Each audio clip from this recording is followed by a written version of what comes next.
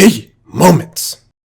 Welcome to Key Moments. This is gameplay breakdown of Paragon. I'm using Twinblast in this gameplay, and I'm facing off against a Kwong. It's early game. You guys see I chipped him a little bit there. Ended up getting tower aggro, so I had to back off a little bit. Got Steel as my main support here, and he has some amazing plays throughout this game. So this one is all about indicators. I got an indicator from that Kwong that he was going to set up for Judgment of the Heavens as soon as he dropped that sword. I also heard the boulder from the Rampage, and I immediately started to back off. Now, key thing to look for here is once people go through this fog wall, they like to sit in this corner.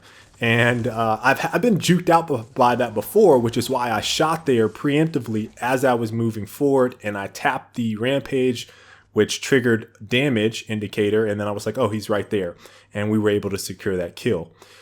After backing and getting some points, I was rotating back toward my duo lane when I saw that we had an opportunity to either one, take this shadow buff from that Gideon, or two, try to kill him. Now he gets away, but what it ends up spawning is this early game skirmish, and you see that we end up taking out their carry, the Murdoch. And we have a pretty good exchange here. I think things could have went a little bit better. You see our howitzer at this point, he gets taken out by Rampage. I tried to close in on that Gideon. He had his teleport and was able to get away. But our Rampage hits theirs with the boulder, and we combo him up and take him out. And then Steel gets taken out for us. So, you know, we lose 2. And they lose 2, so right now things are looking even. And then the Fae decides to come up. We have our jungler with this Chimera. He hops on her, and we're able to get another kill. And luckily that kill went to me. So as a carry, I got more card power for that kill and was able to again come out victorious in this situation where we got 3, they only got 2.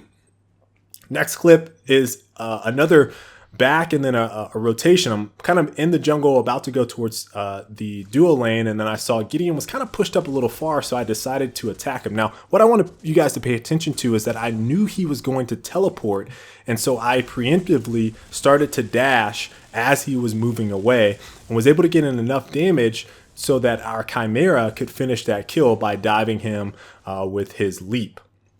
And this one I just wanted to show based off the positioning. These platforms on either side of the tier 1 tower is great to utilize and makes it more difficult for enemy players to really secure kills on you. So you see that Kwong had to commit his ult, and I was able to get away and escape there, large in part due to that Steel who ulted on the Kwong and then charged him, and I could run away. This is a mid-game-ish skirmish. You guys see we lose Chimera. This one isn't going to turn out great for us, but there's a couple of things I want to point out. You guys see that our Steel went in for the ult. He's going to get taken out here by the Kwong. And then we lose, I think that was Howitzer as well. And at this point, it's just me and Rampage. And I'm like, oh man, this is a bad situation. They're probably going to take it tier 2. And then I started thinking, I got to watch out for the boulder. Now this Rampage lands a great boulder, one that I was kind of couldn't see. So I went back and then dodged forward because I saw that the Kwong was hurt enough for us to deal some damage and potentially kill him, which I did.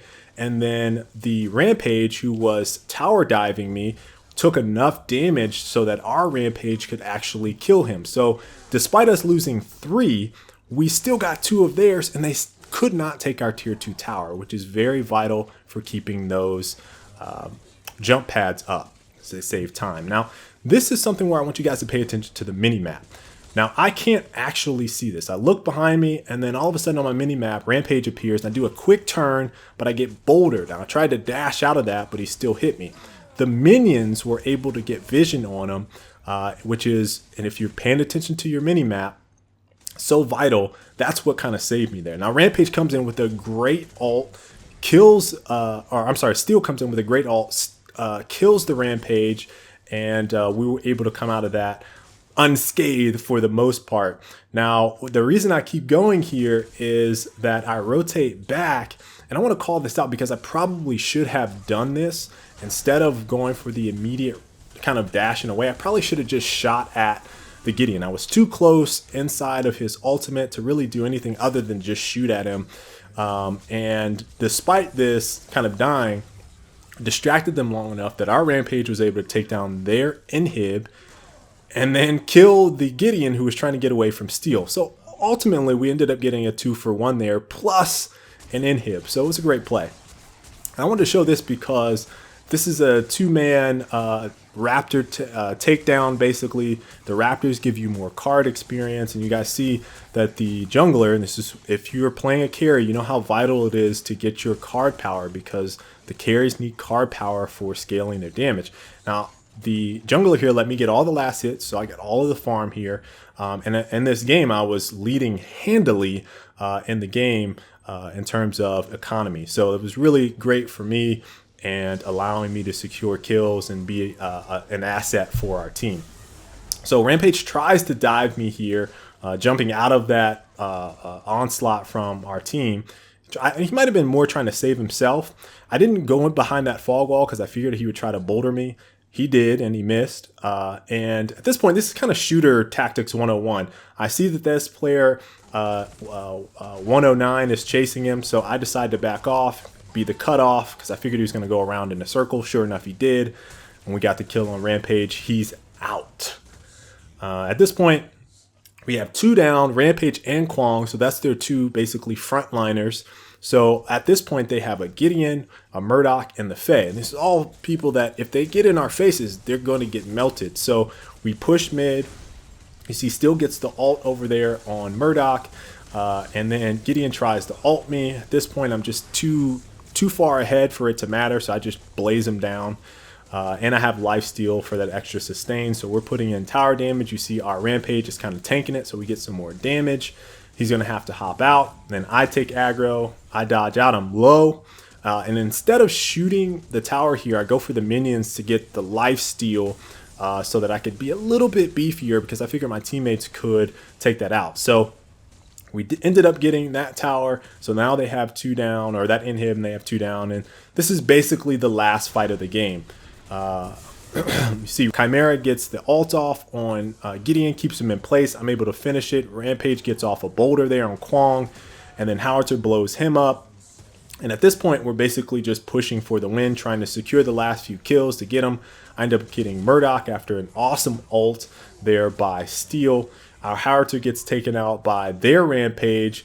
And at this point, we're like, well, we might as well just take down this other tower because our minions aren't quite pushed up. They still have the Fae alive. They still have a Rampage alive. So kind of come up if we went into their core, and without the minions there, we take some significant damage. So we clear this wave.